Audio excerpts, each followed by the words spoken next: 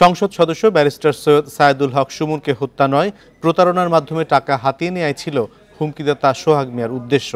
এর আগে প্রতারণার মামলায় গ্রেপ্তারও হয়েছিল সোহাগ।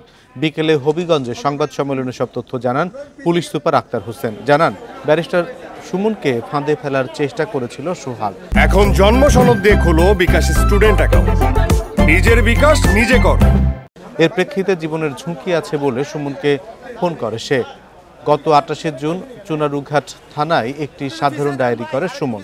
পরে পুলিশের একাধিক টিম এর রহস্য উদ্ঘাটনে মাঠে নামে। মঙ্গলবার রাতে সিলেট থেকে গ্রেপ্তার করা হয় সোহাগ মিয়াকে।